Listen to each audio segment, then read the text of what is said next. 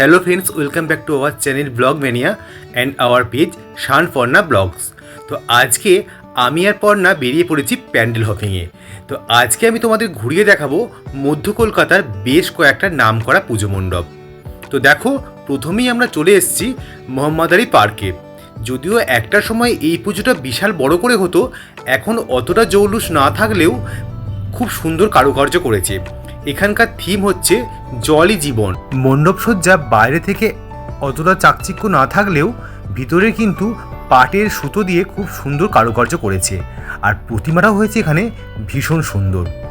এখন ঘড়িতে বিকেল 4টে মতো বাজে, আর আজকে তো তৃতীয়াতেই দেখছো মানুষের কিন্তু বেশ ঢল নেমেছে রাস্তাতে। তো মোহাম্মদারি পার্ক দেখে বইপাড়ার ভিতর দিয়ে একটু এগোলেই আমরা পেয়ে গেলাম কলেজ স্কোয়ারের পুজো। তো এই কলেজ স্ট্রিট বা কলেজ স্কোয়ারে এলে প্রচুর পুরনো স্মৃতি মনে পড়ে যায়। এখানে একটা সময় আসতাম বই কিনতে, মানে রেগুলার যাতায়াত ছিল। তো কলেজ স্কোয়ারের পুজো মানেই ভালো কিছু একটা হবে, তো সেই আশা নিয়েই আমরা আসি। তো প্রতিবারের মতো এবারেও কিন্তু খুব সুন্দর একটা প্যান্ডেল করেছে এখানে। যেরকম মণ্ডপ সজ্জা ঠিক সেই রকমই প্রতিমা। এই পার্টিকুলার কয়েকটা পুজো না দেখলে পুজো যেন কমপ্লিটই হতে চায় না। তো দেখো, ভিড়ের মধ্যেই আমরা কিছুটা ফটো আর সেলফি তুলে নিলাম।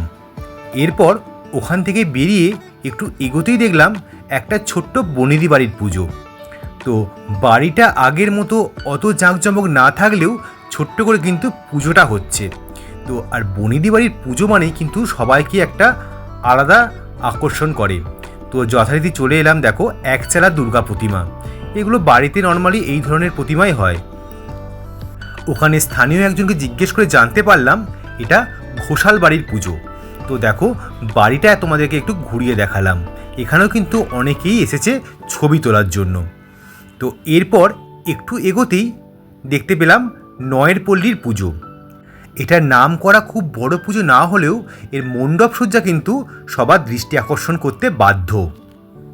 তো বাইরে থেকে একটু ফটো তুলে নিয়েই আমরা ভিতরে প্রবেশ করলাম, আর তোমাদেরকেও চলো ভিতরের মণ্ডপ সজ্জাটা একটু ভালো করে ঘুরিয়ে দেখিয়ে দিই। এই মণ্ডপটা পুরোটাই লাল কালো থিমের ওপর। আর এই মণ্ডপটা কী দিয়ে সাজানো হয়েছে বলো তো? আমাদের পুজো করার যে কম্বল আসন হয় না, সেই ধরনের আসন দিয়েই পুরো মণ্ডপটা সাজানো হয়েছে। এখানে আমরা বেশ কিছু ছবি আর ভিডিও করে নিয়ে এরপর আমরা এগিয়ে যাব সন্তোষ মিত্র স্কোয়ারের উদ্দেশ্যে। তো ওখান থেকে একটুখানি এগোলেই সন্তোষ মিত্র স্কোয়ার। তো এখানে তো ভিড় তোমরা দেখতেই পাচ্ছ, আর ভিড় হওয়াটাই কিন্তু স্বাভাবিক, কারণ এটা হলো এই অঞ্চলের একটা নামকরা বড় পুজো। আর এখানে এবারে থিম করেছে একটা বড় গোলক করেছে, মানে এটাই কিন্তু প্যান্ডেলটা। এর ভিতরেই আছে মা দুর্গা, আর এই গোলকের ওপর প্রজেক্টরের মাধ্যমে বিভিন্ন রকম দৃশ্য দেখানো হচ্ছে। কখনো মা দুর্গা, কখনো শিব নৃত্য করছে, বা কখনো ফুটবলের আকারে এই সমস্ত কিছু দেখানো হচ্ছে। এটা বেশ নতুনত্ব একটা জিনিস। এই প্যান্ডেলটা তোমরা আর কারা কারা এসেছো আমাকে কিন্তু কমেন্ট করে অবশ্যই জানিও। আর দেখো, আমরা কিন্তু সেই গ্লোবের মধ্যে ঢুকে গেছি, মানে গোলকটার মধ্যে।